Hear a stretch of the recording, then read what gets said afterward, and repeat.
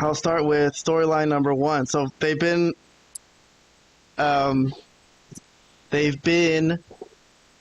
advertising the return of Bret Hart, right, for weeks. And finally, JR has landed the return of Bret Hart, and here he is. Well, that's Tiffany Stratton. Sorry about that. Hold on one second. It's Tiffy time. Yes, sorry about that. Sorry. Somewhere Charlotte is going crazy.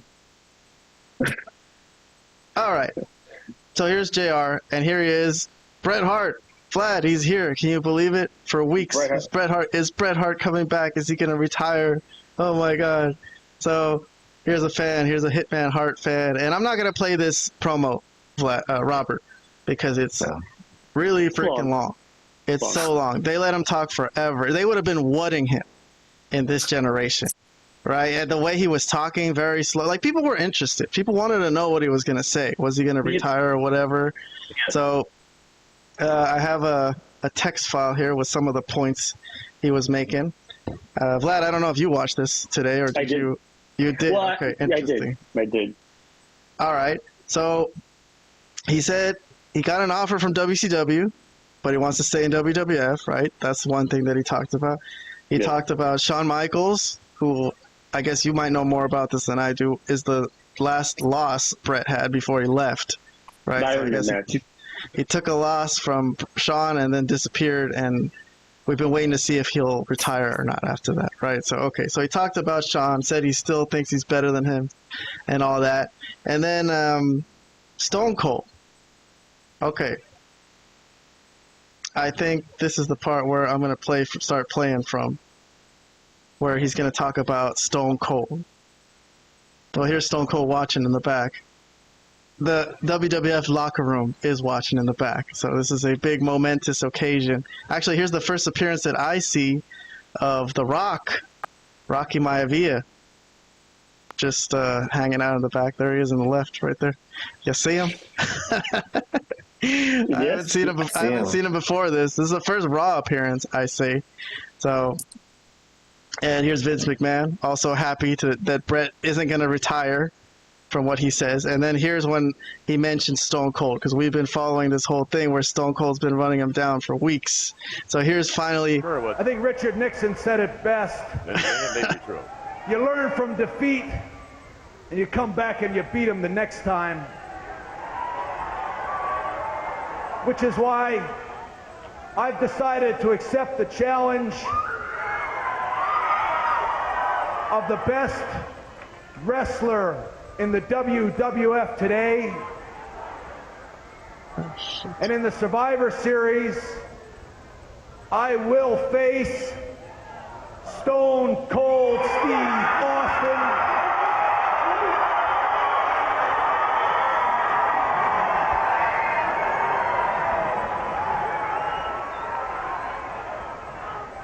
I might be a little rusty, and maybe I won't be. But Steve Austin, I want you to know one thing. Madison Square Garden, it's not a church, but it's holy ground. And Steve Austin, Stone Cold, we'll see who kicks whose ass in Madison Square Garden. Oh. There you go. So he immediately comes back and says, I'm going to accept the offer of who he thinks is the best wrestler in the world, Stone Cold. Damn. Thoughts on how that went down, Vlad? Well, there's a little bit more to the promo, but I'll talk about that in a second. But thoughts about the Stone Cold stuff? Yeah, I mean, I've heard Bret say before that when he was coming back in '96, he wanted to work with Steve Austin, who he thought was a tremendous in-ring performer, basically the best. Well, outside of Shawn Michaels, who, outside of Shawn Michaels, I think he thought Steve Austin was the best in-ring performer. So yeah, he wanted to work with them. He had interest. I think their styles mesh completely, and he knew that he was having an incredible match with them. And yeah, that's really what it came down to. And as far as him coming back and all that stuff, the promo that he cut, it was long, and they let him just talk, as you said. Bret is not one of the great promos in wrestling. So he really, his point, they could have cut this down. Honestly, they could have told him. But I think they just felt so glad that he was coming back and didn't go to WCW. They're like, sure, Bret, you want 20 minutes? Take 20 minutes, man. It seemed like 20 minutes, but it was 13 minutes, Robert, from what I've read. Okay. Somebody clocked this long-ass promo. Yeah, no, after he accepted the Stone Cold challenge, he talked for a while after that. He had like a story about his nephew dying of cancer. Yeah. And how if he promised his nephew if he would battle through it, that he would come back and wrestle again, but his nephew died anyways, but he still wants to come back and be like a hero to the kids. Oh my God, it was so long. I don't know. But okay. Whatever. It ate up a big chunk of the show. That's good for us. So we didn't have much to review today. But okay, Robert, your thoughts on how he just came back and immediately just answered the big elephant in the room, which was Stone Cold fucking running his ass down this whole time. All right. Well, even in this short clip, he still said a lot more than Charlotte Flair said in SmackDown.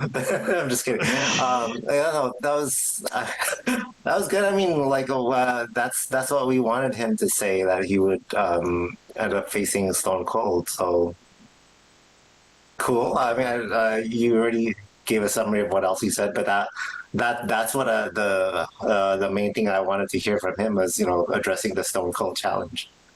Yeah, then Stone Cold in the back watching, and he saw it as it happened. He didn't actually go out there, though, but he was attentively watching.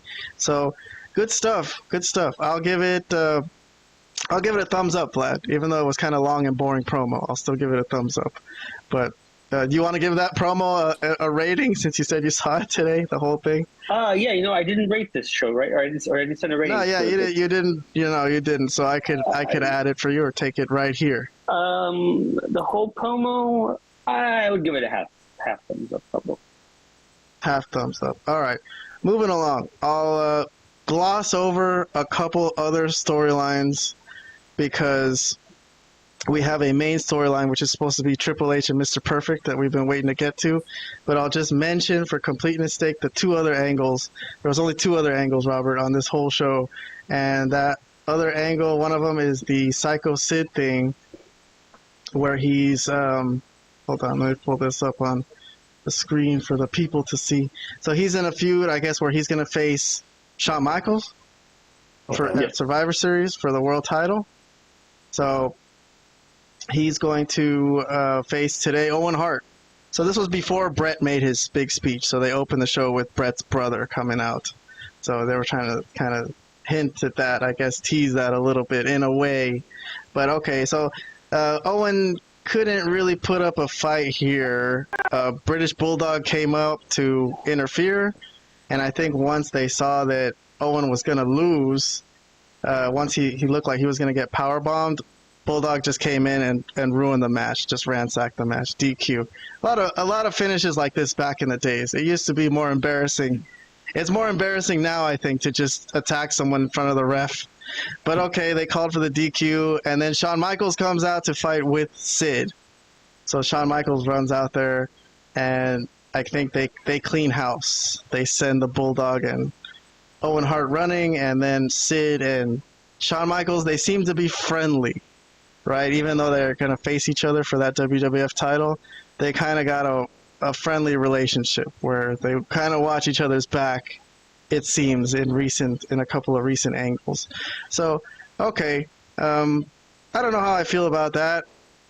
Just good guy. This is like a good guy versus good guy matchup, right, Vlad? Good guy versus good guy rivalry for a world title, for a WWF title. So, I don't know. You got any comments on that or no? Well, I'll say that I think with Sid specifically, he was super over, and I think a lot of people were kind of, I think, sick of Shawn Michaels at this point, honestly, as a face. So, yeah, I mean, that's really all I have to say about that, and I think that really leads to what makes, what happens in Survivor Series, and, which we will cover at some point. Yes. All right.